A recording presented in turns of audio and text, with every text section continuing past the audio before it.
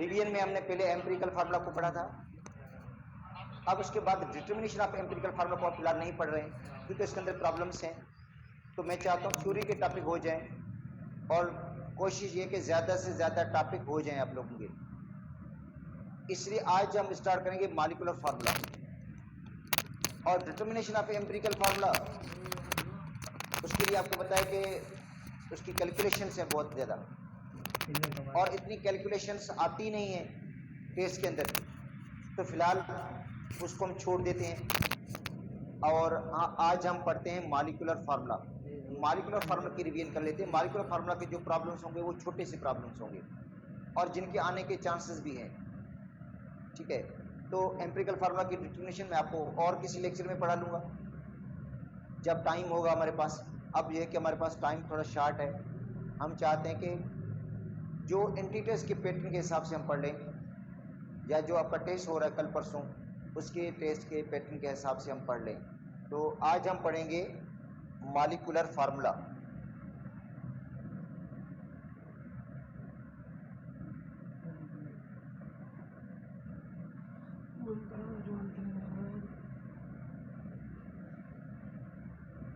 देखिए, molecular formula show करता है, रिप्रेजेंट करता है, जाहिर करता है actual number of atoms, actual number, exact number of atoms in one molecule of the compound के एक मॉलिक्यूल में जो एटम की एग्जैक्ट तादाद, एटम की एक्यूरेट तादाद, उसको जो फार्मूला जाहिर करेगा उस फार्मूले को हम कहते हैं मॉलिक्यूलर फार्मूला। देखो इसकी डेफिनेशन है, द फार्मूला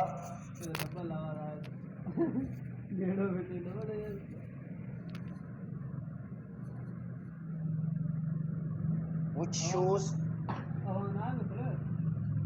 फार्मूला है जो शो करता है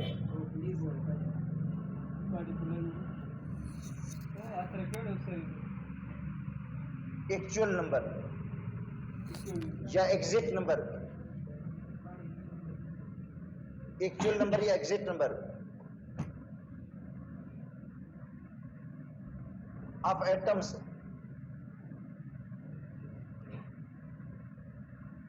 in one molecule of compound।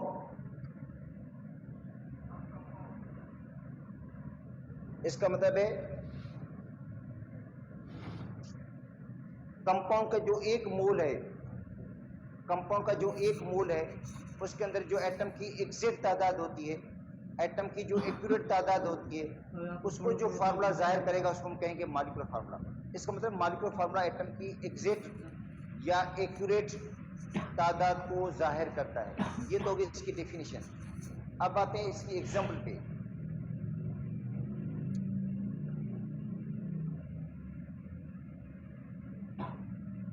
Molecular formula of benzene. बेटा बेंजीन एक ऑर्गेनिक लिक्विड होता है, बेंजीन एक ऑर्गेनिक लिक्विड है जिसका मॉलिक्यूलर फार्मूला होता है C6H6, ठीक है। तो molecular formula benzene is C6H6।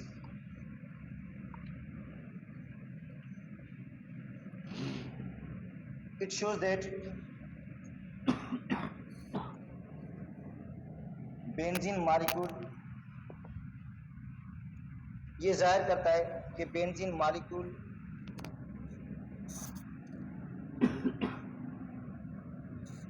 is composed, benzene molecule compose है, बेंजीन का मॉलिक्यूल बना हुआ है कंपोज। अब 6 कार्बन,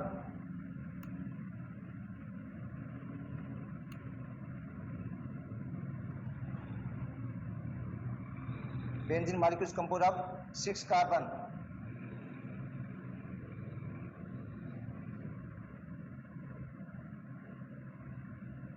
and 6 hydrogen atom।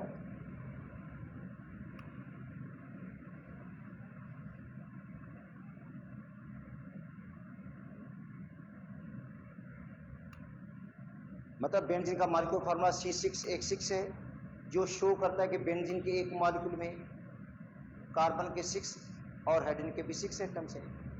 इसका मालिक्यूलर फार्मूला C6H6 होगा।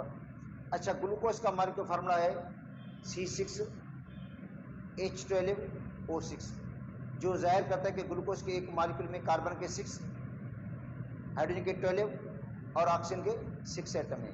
वाटर का फार्मूला है H2O, जो बताता है कि वाटर के एक मालिक्यूल में 2 हाइड्रोजन के एटम है, 1 ऑक्सीजन का एटम है। तो मालिक्यूलर फार्मूला आपको बता देगा exact atoms, accurate atoms in one molecule of compound. अच्छा, अब हम मालिक्यूलर फार्मूला को निकालेंगे किस तरह? तो एक्चुअली मालिक्यूलर फार्मूला बराबर होता है एम्पिरिकल फार्मूला इनटू एन। तो बेटा मालिक्यूलर फार्मूला किसके बराबर होता है? जो कंपाउंड का एम्पिरिकल फार्मूला समझाया था आपको, कंपाउंड का एम्पिरिकल फार्मूला को एन से मल्टीप्लाई करते हैं। कंपाउंड का जो एम्पिरिकल फार्मूला है उसको मल्टीप्लाई करेंगे एन से। अब एन क्या होता है? एन की वैल्यू क्या हो सकती है? 1 2 3 4 5 6 एंड सो ऑन। एन की वैल्यू याद कर लो कभी फ्रैक्शन में नहीं होगी। जो एन की वैल्यू वो कभी फ्रैक्शन में नहीं हो सकती। एन की वैल्यू हमेशा किस में होगी? होल नंबर के अंदर होगी। किसके अंदर होगी? होल नंबर के अंदर होगी। ठीक है, मतलब नेचुरल नंबर जो होते हैं नेचुरल नंबर के अंदर एन की वैल्यू होगी। और एन को निकालेंगे किस तरह? Molecular mass divide by empirical formula मास। देखो एन निकालने का तरीका क्या है? मॉलिक्यूलर मास को डिवाइड करेंगे हम एम्पिरिकल फार्मूला मास से। तो इसके प्रॉब्लम्स छोटे से हैं, वो आ सकते हैं। देखो इस तरह है,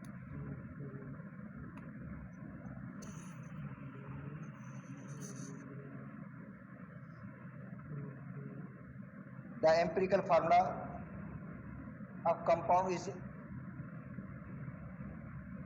CH2O। एक कंपाउंड है जिसका एम्पिरिकल फार्मूला आपको गिवन है। एक कंपाउंड है जिसका एम्पिरिकल फार्मूला आपको गिवन है। कौन सा? CH2O इसका एम्पिरिकल फार्मूला है। ये इसका सिंपलेस्ट फार्मूला है।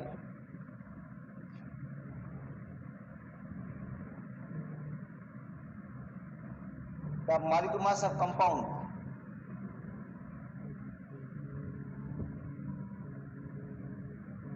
molecular mass of compound is 180 और जो molecular mass compound का है 180 है। molecular mass कितना है? 180 है। तो फाइंड आउट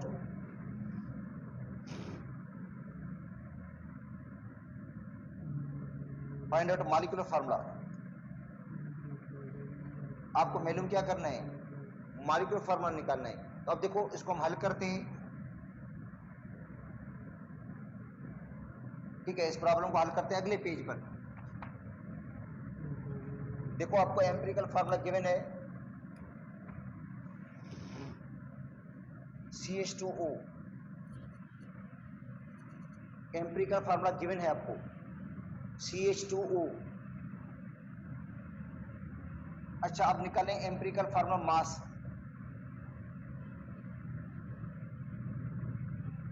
CH2O का मास निकालें, एम्पिरिकल फार्मूला मास। तो कार्बन का 12 होता है, हाइड्रोजन का 2 होता है, ऑक्सीजन का होता है 30, ऑक्सीजन का होता है 16,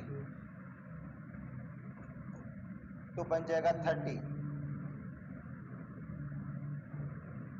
देखो कार्बन का मास 12 है, हाइड्रोजन का मास 2 होगा 2 का, ऑक्सीजन का मास होगा 16। सम करोगे तो जवाब आएगा 30। तो एम्पिरिकल फार्मूला मास क्या होगा? 30 हो जाएगा।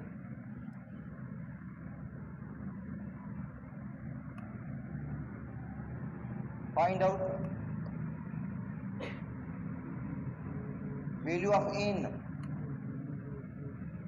अच्छा, एन की वैल्यू निकालें तो एन होता है molecular mass divide by empirical formula mass. जो एन होता है वो होता है molecular mass divide by empirical formula mass. अच्छा, मॉलिक्यूलर मास इसका है 180 और एम्पिरिकल फार्मूला मास है 30, तो जवाब होगा 6। एन की वैल्यू 6 आ जाएगी। एन की जो वैल्यू है वो molecular mass divide by empirical formula मास के बराबर है, तो एन की वैल्यू 6 हो जाएगी। अच्छा, अब निकालें मॉलिक्यूलर फार्मूला। तो मॉलिक्यूलर फार्मूला होता है empirical formula multiplied by N. Empirical formula है CH2O और इसको एन से मल्टीप्लाई करेंगे। एन का मतलब है 6 से इसको मल्टीप्लाई कर देंगे, ठीक है। तो CH2O, तो उसको एन से मल्टीप्लाई करना है, 6 से हमने मल्टीप्लाई करना है, तो C6 हो जाएगा। अब 2 को 6 से मल्टीप्लाई करेंगे, H12 हो जाएगा, O6। तो ये हो गया मॉलिक्यूलर फार्मूला। तो कंपाउंड का मॉलिक्यूलर फार्मूला हो गया C6H12O6, ठीक है। अच्छा, अब ये इस टाइप का एक आपके लिए होमवर्क दे रहा हूं।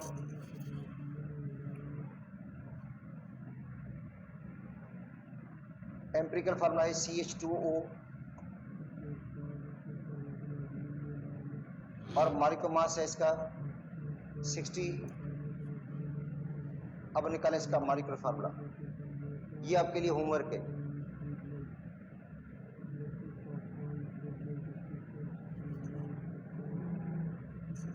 अच्छा, अब देखो, एक है एम्पिरिकल फार्मूला कंपाउंड का CH3O,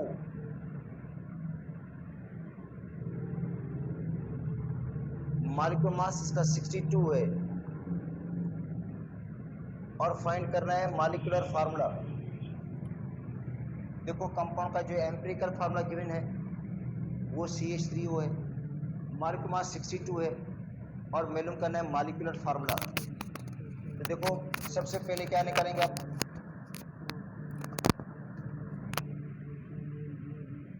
find out empirical formula मास।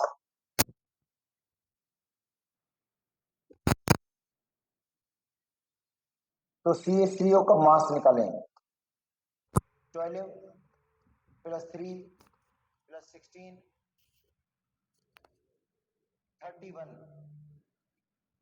कार्बन का मास 12 होगा, हाइड्रोजन 3 का मास 3, हाइड्रोजन तो मास 3 होगा, ऑक्सीजन का 16 होगा, तो जवाब होगा 31। अच्छा, अब निकालें एन।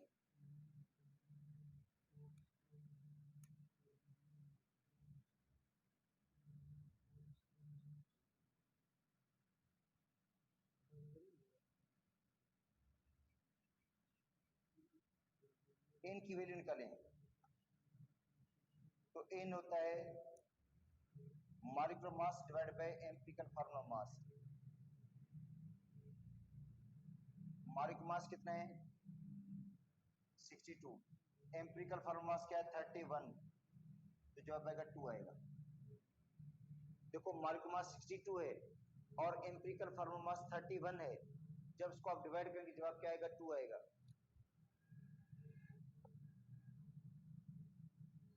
फाइंड आउट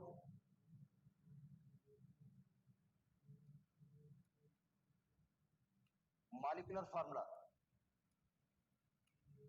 तो मॉलिक्यूलर फार्मूला बराबर है empirical formula multiplied by N, और एम्पिरिकल फार्मूला है CH3O, मल्टीप्लाई करेंगे किसके साथ, 2 के साथ, तो C2H6O2। बेटा देखो, इसको 2 के साथ मल्टीप्लाई करेंगे तो कार्बन क्या हो जाएगा 2, हाइड्रोजन 3 को 2 से मल्टीप्लाई करेंगे 6 और ऑक्सीजन की तादाद भी 2 हो जाएगी। तो ये हो गया मॉलिक्यूलर फार्मूला। तो ये छोटे से प्रॉब्लम्स हैं, ये टेस्ट के अंदर आ सकते हैं, इस तरह के क्वेश्चंस टेस्ट के अंदर पॉसिबल है कि आ सकते हैं। तो ये हो गया मॉलिक्यूलर फार्मूला। अच्छा, अब कुछ प्रॉब्लम्स हम कर लेते हैं उनके थ्योरेटिकल यील्ड, एक्चुअल यील्ड और परसेंटेज यील्ड। देखो, ये जो टॉपिक हमने पढ़ना है वो है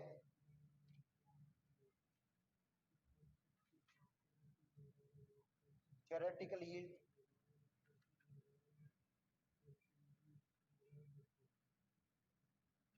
एक्चुअल यील्ड,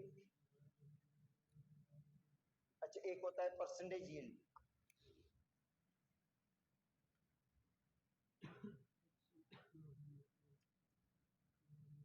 ठीक है। अच्छा पहले आते हैं थियोरेटिकल पे। अच्छा देखो थियोरेटिकल क्या होती है। थियोरेटिकल का मतलब होता है बैलेंस केमिकल इक्वेशन से, जो एक बैलेंस केमिकल इक्वेशन से हम प्रोडक्ट को कैलकुलेट करते हैं, वो होता है थियोरेटिकल यील्ड। देखो बैलेंस केमिकल इक्वेशन से जो हम प्रोडक्ट का अमाउंट कैलकुलेट करते हैं उसको कहते हैं हम थियोरेटिकल यील्ड। ठीक है।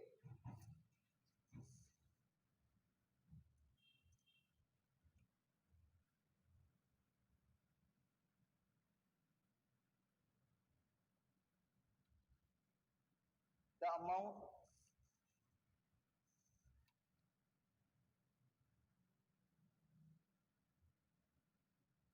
Product calculated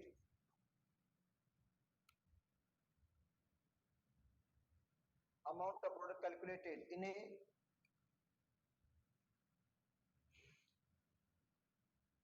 balance chemical equation,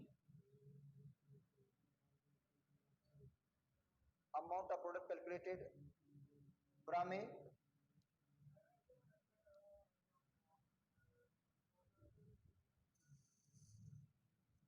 a balance chemical equation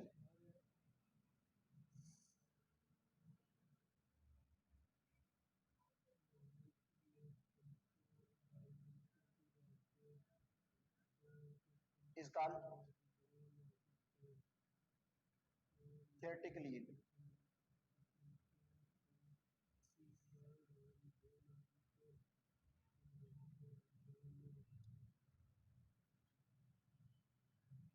ठीक है। तो देखो बैलेंस केमिकल इक्वेशन है, बैलेंस केमिकल इक्वेशन से हम प्रोडक्ट का अमाउंट कैलकुलेट करते हैं। देखो ये है एक सब, उसके बाद और आगे पढ़ाता हूँ आपको। कैल्शियम कार्बोनेट, जब इसको आप हीट देंगे तो कैल्शियम ऑक्साइड बनेगा, दूसरा कार्बन डाइऑक्साइड बनेगा। देखो कैल्शियम कार्बोनेट को जब हम हीट देते हैं तो कैल्शियम ऑक्साइड बन जाता है, दूसरा बन जाता है कार्बन डाइऑक्साइड। तो कैल्शियम कार्बोनेट का जो मास होगा बेटा, कैल्शियम का मास होता है 40, ठीक है।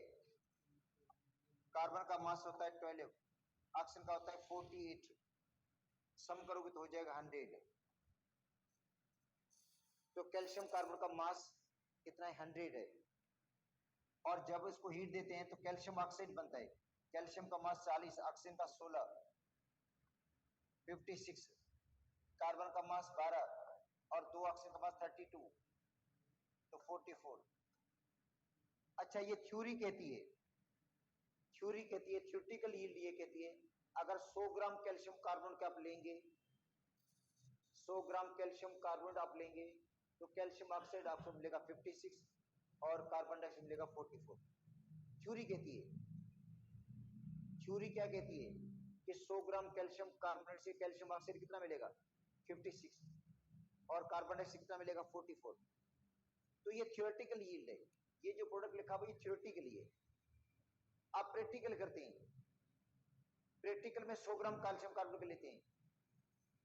देखो प्रैक्टिकल कर रहे हैं और प्रैक्टिकल में कैल्शियम कार्बोनेट के 100 ग्राम ही ले रहे हैं हम, मगर कार्बन डाइऑक्साइड 44 नहीं मिल रही है हमें, 44 से कम मिलेगी प्रैक्टिकली। उसके रीजंस हैं, उसके सबब हैं, क्योंकि जो थ्योरी बताती है प्रोडक्ट उतना नहीं बनता प्रैक्टिकली। रीजन क्या है, कभी कभी ऐसा होता है साइड रिएक्शन हो जाता है, साइड रिएक्शन में दूसरी चीज बन जाती है, वो एक्चुअली प्रोडक्ट बनता ही नहीं। कभी कभी ऐसा होता है साइड रिएक्शन हो जाता है, साइड रिएक्शन में दूसरी चीज बन जाती है और प्रोडक्ट उतना नहीं बनता जितना थ्योरी में लिखा होता है, जितना थ्योरी में बताया जाता है। तो थ्योरी में कितना बताया गया, कार्बन डाइऑक्साइड 44, थ्योरी में कितना बताया गया, कैल्शियम ऑक्साइड 56, इतना बनता ही नहीं क्योंकि साइड रिएक्शन हो जाता है, दूसरी चीज बन जाती है। अच्छा कभी कभी ऐसा होता है रिएक्शन रिवर्सिबल होता है, रिएक्शन क्या होता है, रिवर्सिबल होता है, प्रोडक्ट से वापस रिएक्टेंट की तरफ चला जाता है, तो उतना प्रोडक्ट बनता ही नहीं है जितना थ्योरी बता रही है, क्योंकि रिएक्टेंट कम्प्लीटली प्रोडक्ट में तब्दील ही नहीं हुआ। रिएक्टेंट प्रोडक्ट में कम्प्लीटली तब्दील, या कभी कभी हो जाता है मैकेनिकल लॉस हो जाता है। मैकेनिकल लॉस से मुराद ये है कुछ अमाउंट जाया हो जाता है, प्रैक्टिकल के दौरान देखो, प्रैक्टिकल के दौरान जो काम करने वाले बंदे हैं वो कुछ अमाउंट को क्या कर देते हैं, जाया कर देते हैं, वेस्ट कर देते हैं। सपोज करते कार्बन से गैस बन गई, लीक हो गई, कार्बन गैस जो बनी थी वो क्या हो गई, लीक हो गई, खारिज हो गई, उसका मतलब कार्बन से अमाउंट क्या हो जाएगा, कम हो जाएगा। या रिएक्शन वेस्ट थोड़ी ओपन हो गई, उसमें से प्रोडक्ट क्या हो जाएगा, बाहर निकल जाएगा, तो भी प्रोडक्ट वेस्ट हो जाएगा। या कभी हम फिल्टर करते हैं, प्रोडक्ट को हम फिल्टर करना पड़ता है, क्रिस्टल बनाने पड़ते हैं, तो ये जो मैकेनिकल प्रोसेस हैं उसमें कुछ अमाउंट हमसे जाया भी हो जाता है। इसलिए जो एक्चुअल यील्ड होती है या प्रैक्टिकल यील्ड होती है वो कम हो जाती है। तो बेटा थ्योरेटिकल यील्ड ये होती है, ये थ्योरेटिकल है कि भाई 100 ग्राम कैल्शियम कार्बोनेट से ये कितना मिलेगा, 56, ये कितना मिलेगा, 44, थ्योरी के मुताबिक। जब इसका हम प्रैक्टिकल करेंगे, जब प्रैक्टिकली 100 ग्राम कैल्शियम कार्बोनेट को लेंगे, लेबोरेटरी के अंदर तजुर्बा करेंगे, तो कार्बन डाइऑक्साइड उतनी नहीं मिलेगी जितनी थ्योरी बता रही है। उसके रीजन बहुत ज्यादा है। रीजन साइड रिएक्शन भी है, रीजन रिएक्शन इरिवर्सिबल है, और जो रिएक्शन रिवर्सिबल है और रिएक्टेंट कंप्लीटली प्रोडक्ट में तब्दील नहीं हुआ, या मैकेनिकल लॉस हो गया, मैकेनिकल लॉस की वजह से कुछ अमाउंट जाया हो गया और जिसकी वजह से एक्चुअल यील्ड कम हो जाती है। तो ये क्या है, amount of product calculated, amount product का कैलकुलेट किया, फिर हमें बैलेंस केमिकल इक्वेशन कहां से निकाला, हमने बैलेंस केमिकल इक्वेशन से निकाला। अब आते हैं दूसरा होता है actual yield.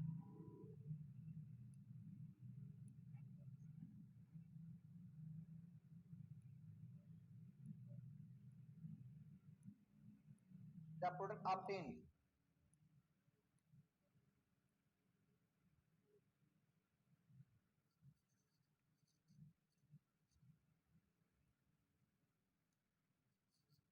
the product obtained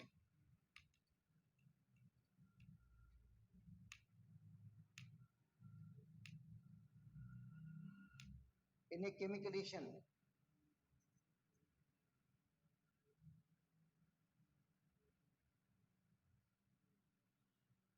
the product obtained in a chemical reaction during experiment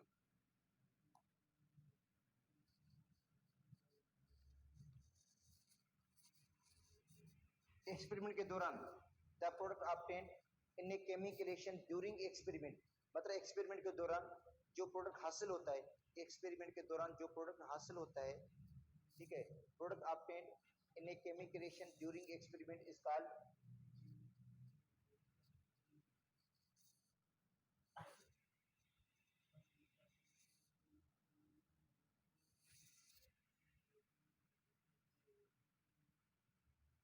actual yield. उसको हम क्या कहेंगे, एक्चुअल यील्ड बोलेंगे। क्या बोलेंगे, एक्चुअल यील्ड। एक्चुअल यील्ड का मतलब है जो एक्चुअली प्रोडक्ट हासिल हुआ है प्रैक्टिकल के दौरान, जो प्रैक्टिकल के दौरान प्रोडक्ट हासिल हुआ है उसको हम क्या कहते हैं, एक्चुअल यील्ड बोलते हैं। तो एक्चुअल यील्ड जो होती है हमेशा लेस होती है, ठीक है, एक्चुअल यील्ड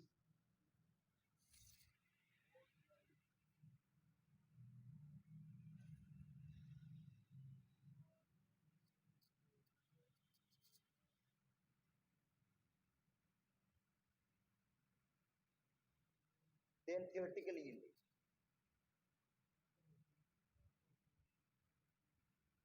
अच्छा, क्यों कम होती है,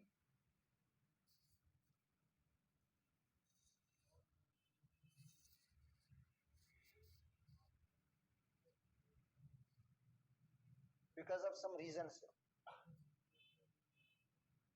नंबर 1,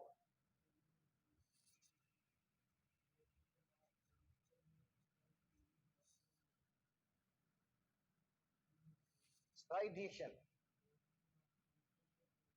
साइड रिएक्शन की वजह से हो जाता है ये चीज। साइड रिएक्शन का मतलब दूसरी चीज बन जाती है। कैसे, अब देखो कार्बन और ऑक्सीजन मिलकर बनाते हैं कार्बन डाइऑक्साइड, ये एक्चुअल रिएक्शन है। ये क्या है, एक्चुअल रिएक्शन है, ठीक है। ये एक्चुअल रिएक्शन है का मतलब है एक्चुअली हम कार्बन डाइऑक्साइड बनाना चाहते हैं, हम एक्चुअली बनाना चाहते हैं कार्बन डाइऑक्साइड, मगर साइड रिएक्शन में कार्बन मोनोऑक्साइड बन जाता है। ये एक्चुअल रिएक्शन है। अच्छा, कार्बन और ऑक्सीजन मिलकर कार्बन मोनोऑक्साइड बना लेते हैं। ये क्या बन गया? कार्बन मोनोऑक्साइड बन गया।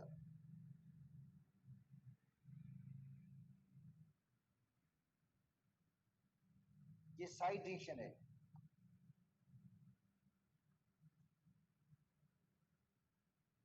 तो एक्चुअली बनाना चाहते थे हम कार्बन डाइऑक्साइड।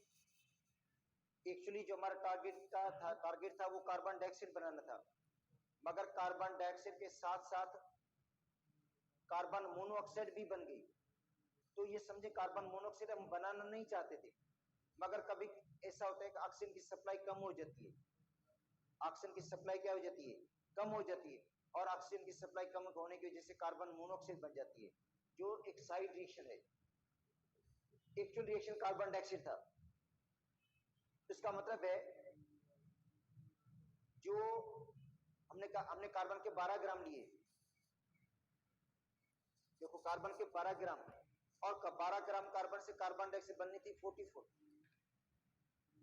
12 ग्राम कार्बन से कार्बन डाइऑक्साइड कितनी बननी थी? 44, मगर 44 हमें मिली नहीं। 12 ग्राम कार्बन से कार्बन डाइऑक्साइड को बनना चाहिए था 44 ग्राम, मगर प्रैक्टिकली 44 ग्राम मिली नहीं कार्बन डाइऑक्साइड। क्यों नहीं मिली? साइड रिएक्शन की वजह से। साइड रिएक्शन की वजह से कार्बन मोनोऑक्साइड, कार्बन डाइऑक्साइड के साथ साथ कार्बन मोनोऑक्साइड बन गई। ठीक है, और जिसकी वजह से एक्चुअल प्रोडक्ट कम हो गया, जो एक्चुअल यील्ड है वो कम हो गई। दूसरी बात,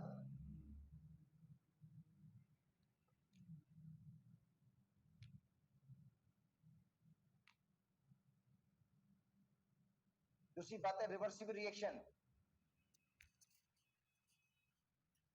दूसरी बात क्या है? रिवर्सिबल रिएक्शन है। और रिवर्सिबल रिएक्शन में रिएक्टेंट जो था वो कंप्लीटली प्रोडक्ट में कन्वर्ट नहीं होगा। बेटा, रिवर्सिबल रिएक्शन होगा तो रिएक्टेंट जो होगा वो कंप्लीटली प्रोडक्ट में तब्दील नहीं होगा।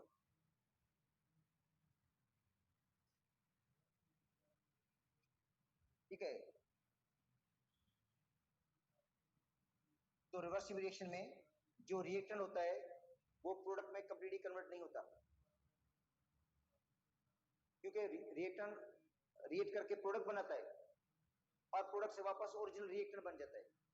जो प्रोडक्ट है वो वापस ओरिजिनल रिएक्टेंट में तब्दील हो जाता है, जिसकी वजह से रिएक्टेंट पूरे का पूरा प्रोडक्ट में तब्दील नहीं होगा, और एक्चुअल यील्ड कम हो जाएगी, एक्चुअल प्रोडक्ट कम हो जाएगा, क्योंकि रिएक्शन रिवर्स हो जाएगा। रिवर्स की वजह से जो प्रोडक्ट का टारगेट है वो उतना मिल नहीं पाएगा जितना थ्योरेटिकली हम कैलकुलेट करेंगे। जितना थ्योरी के हिसाब से निकालेंगे प्रैक्टिकली उतना प्रोडक्ट नहीं मिलेगा, क्योंकि रिएक्शन क्या है? रिएक्शन जो है रिवर्सिबल है।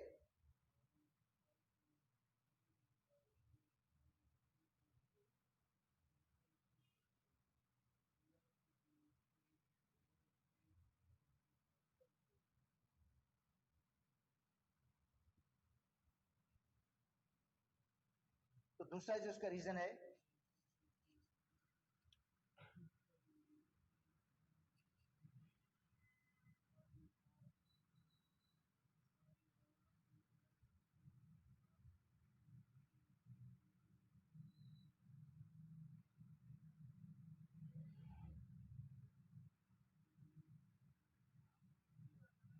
reactant is not completely converted to product.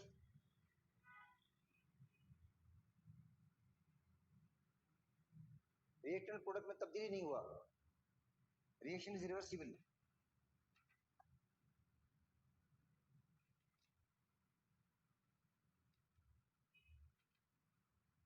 जब रिएक्शन रिवर्सिबल होता है तो रिएक्टेंट कंप्लीटली प्रोडक्ट में तब्दील नहीं होता, और जिसकी वजह से भी जो एक्चुअल यील्ड है वो कम हो जाती है, जो प्रैक्टिकल यील्ड है वो कम हो जाती है। तीसरा होता है मैकेनिकल लॉस।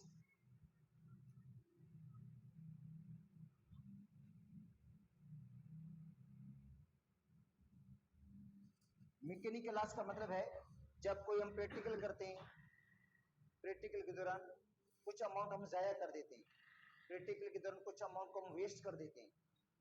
ठीक है, तो मैकेनिकल लॉस हो जाता प्रोडक्ट। ड्यू टू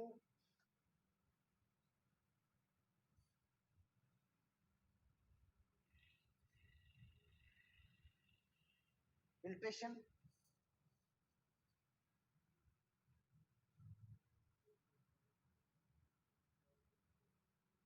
evaporation,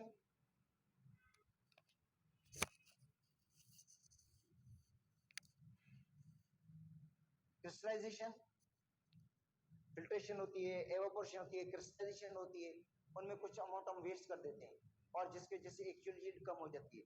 तो इसका मतलब है थ्योरी एक चीज बताएगी आपको, थ्योरेटिकल यील्ड ज्यादा होगी और जो प्रैक्टिकल यील्ड होती है, प्रैक्टिकली जो अमाउंट हमें मिलता है वो कम मिलता है। अब हम निकालते हैं परसेंटेज यील्ड।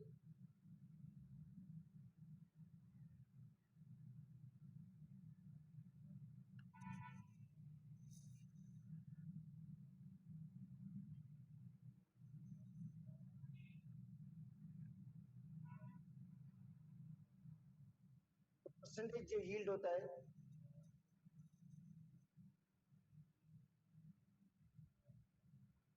ये होता है एक्चुअल यील्ड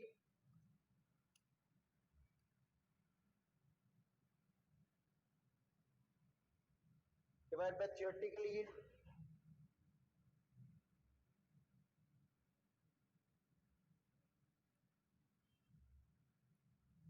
इनटू 100। अच्छा, अब मैं बता दूं, आपको एक्चुअल यील्ड मिलेगी, जो एक्चुअल यील्ड होगी वो आपको गिवन होगी, आपको निकालनी पड़ेगी theoretical yield balance chemical equation से, और उसके बाद आप निकालेंगे परसेंटेज यील्ड। तो एक प्रॉब्लम है,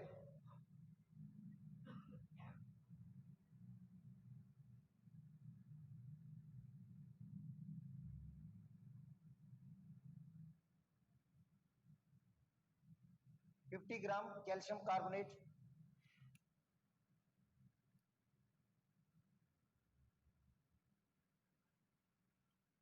on heating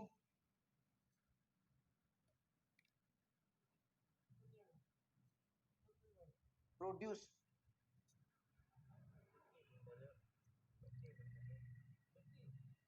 16 gram calcium carbon dioxide.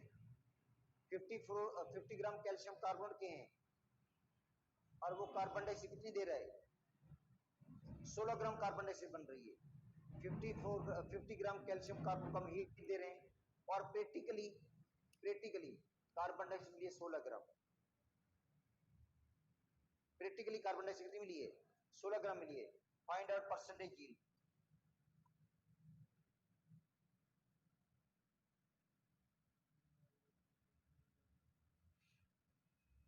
अब निकालो परसेंटेज यील्ड क्या है। तो देखो एक्चुअल यील्ड आपको गिवन है,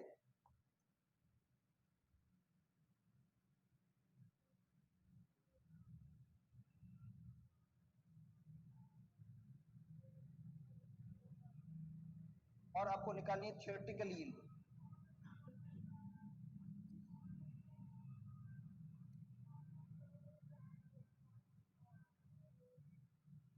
कार्बन डाइऑक्साइड, और थ्योरेटिकल यील्ड कहां से मिलेगी, बैलेंस केमिकल इक्वेशन से। बेटा थ्योरेटिकल यील्ड कहां से मिलेगी, बैलेंस केमिकल इक्वेशन से मिलेगी।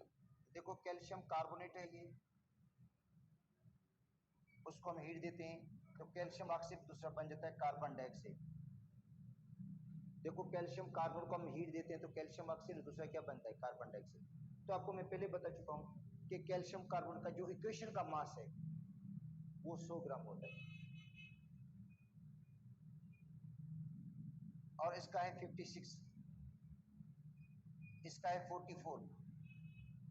अच्छा, तो ये क्वेश्चन बताती है कि अगर 100 ग्राम कैल्शियम कार्बन आप लेंगे, 100 ग्राम कैल्शियम कार्बन से कार्बन से मिलेगी 44। 100 ग्राम कैल्शियम कार्बन से कार्बन से कितनी मिलेगी, 44। तो बताओ 50 से कितनी मिलेगी,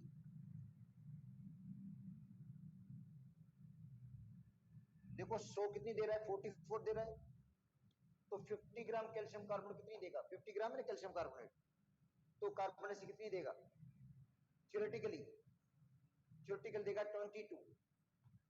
इसका मतलब है थ्योरी कहते हैं कार्बन से मिलेगा 22, थ्योरी कहती है कार्बन से कितना मिलेगा 22, और प्रैक्टिकल बताता है कार्बन से कितनी मिलेगा प्रैक्टिकल कितना मिला है 16। अब आप निकालो परसेंटेज यील्ड, ठीक है। तो अब इसकी कैलकुलेशन के लिए कर लेते हैं।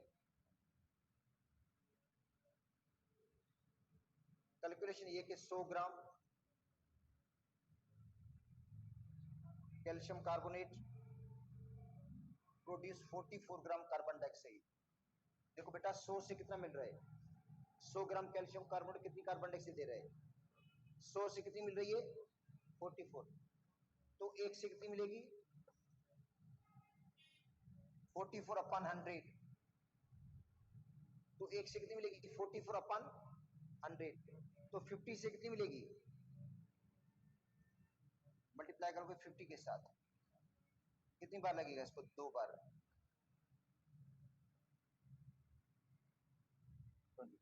जो थियोरेटिकल यील्ड ये हो गई बेटा, ये थियोरेटिकली थ्योरी बताती है कार्बन से मिलेगा 22, प्रैक्टिकल कहता है कार्बन से मिलेगा 16, है ना।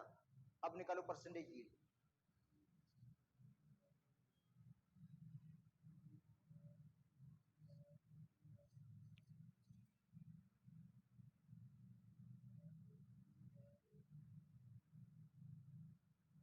Actually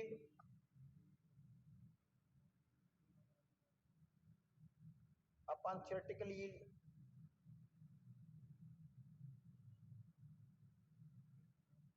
into 100। एक्चुअल यील्ड कितनी है 16 और थियोरेटिकल कितनी है 22, मल्टीप्लाई कर दो 100 के साथ।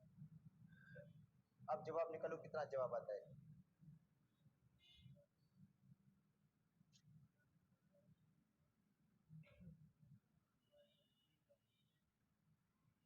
अब इसका जवाब निकालो कि इसका आंसर कितना आता है।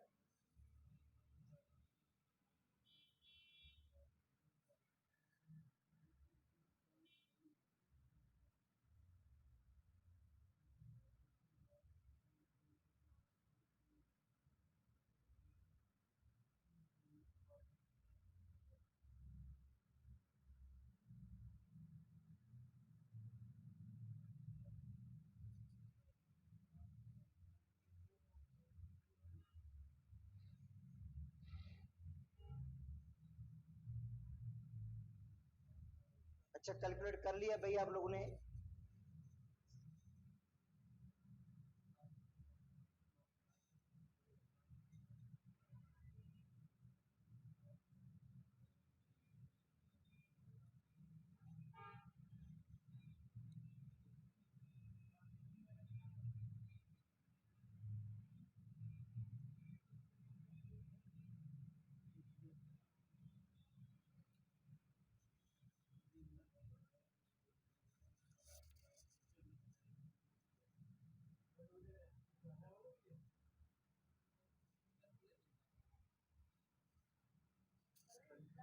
सेवेंटी टू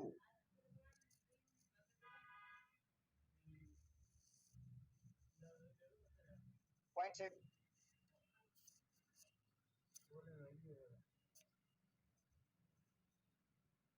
तो मिलेगा। हम वाइंड लेक्चर को इंशाल्लाह कल इसको दोबारा रिपीट कर लेंगे, थ्योरेटिकल को, प्रैक्टिकल को और इसके अलावा और जो टॉपिक हैं वो कुछ